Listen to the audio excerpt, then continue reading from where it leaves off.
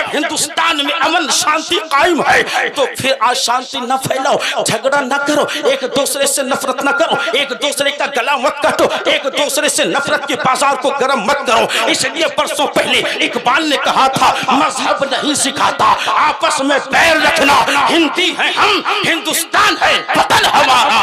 और फिर इकबाल ने कहा था सारे जहां से अच्छा हिंदुस्तान हमारा, हम बुलबुलें हैं इनके, ये गुलसितां हमारा, ये गुलसितां हमारा है। आज हिंदुस्तान का हाल देख रहे हैं आप? नहीं देख रहे? हिंदुस्तान का हाल मालूम है क्या हो रहा है आज?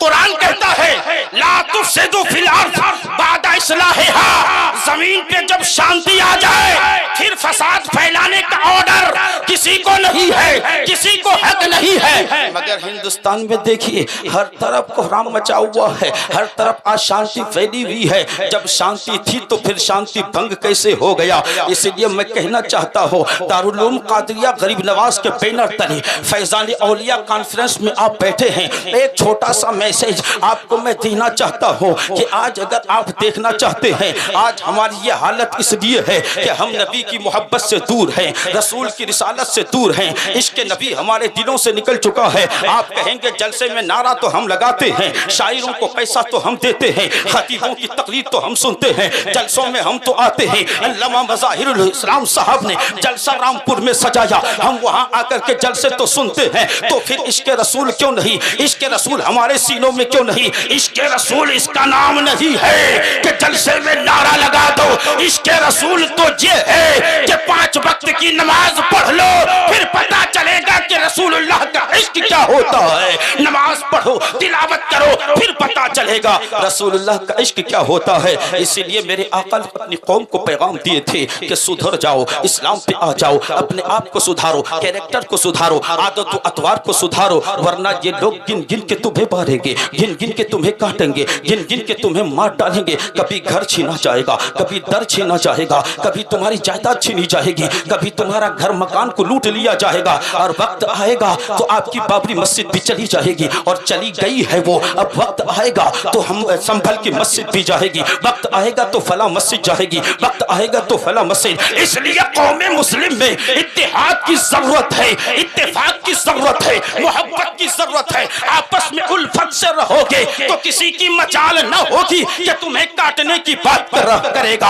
आज हम जो मारे जाते हैं, हम जो काटे जाते हैं, हमारे अंदर ना इत्तेफाकी है। इसलिए बरसों पहले मुस्तफा जान रहमत ने हमको पैगाम देते हुए कहा था मुसलमान आज भी सो रहा है, मुसलमान आज भी ख्वाबे खरगोश है। जलसा करने से कामयाबी नहीं मिलती है और फिर नारे लगाने से कामयाबी नहीं मिलती है, बल्कि जलसे को कामयाबी तब मिलती है कि जलसे में आकर बैठ करके उलमा की बातों को तवज्जो में ला करके जो पैगाम यहाँ से दिया जाता है, वो पैगाम लेकर के उठ करके फिर नौजवान अपने अपने गांवों में उस चीज को फॉलो करता है, उस चीज को बयान करता है, फिर जाके ये काम होता है। आज हम मारे काटे इसलिए जाते हैं, यारों गौर करने की जरूरत है। मेरे आका अलैहिस्सलातु वस्सलाम ने इरशाद फरमाया था यूशिकुल उमुम अन्ना तुदाय कमा तुदायल अकलत इला कसअतिहा।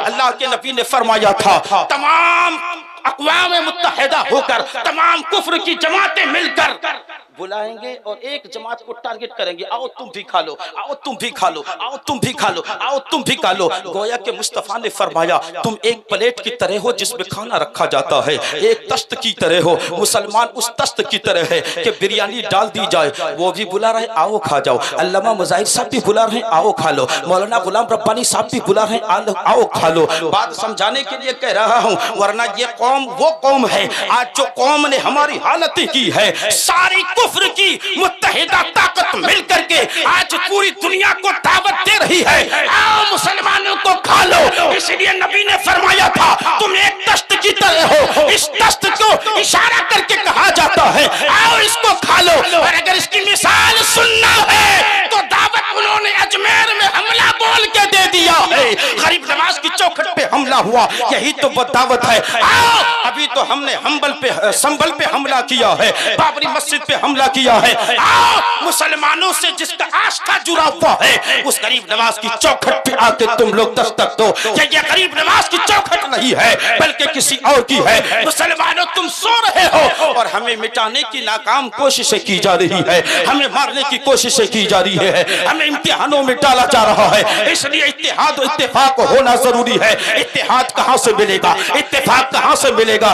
لوگ تو آپ کو بانٹنے میں لگا ہوا ہے، آدمی تو آپ کو تقسیم کرنے میں لگا ہوا ہے۔ بھائی کو بھائی سے کیسے لڑایا جائے، باپ کو بیٹے سے کیسے لڑایا جائے، پڑوسی کو پڑوسی سے کیسے لڑایا جائے، ان سے فائدہ کیسے اٹھایا جائے، یہ لوگ کرتے ہیں۔ اس دھرتی پر آسمان کے شامیانے کے نیچے اسی زمین پر اگر کوئی جماعت ہے جو ملانے کی کوشش کرتی ہے اس جماعت کا نام عاشقان مصطفیٰ ہے، اس جماعت کا نام اہل اللہ ہے۔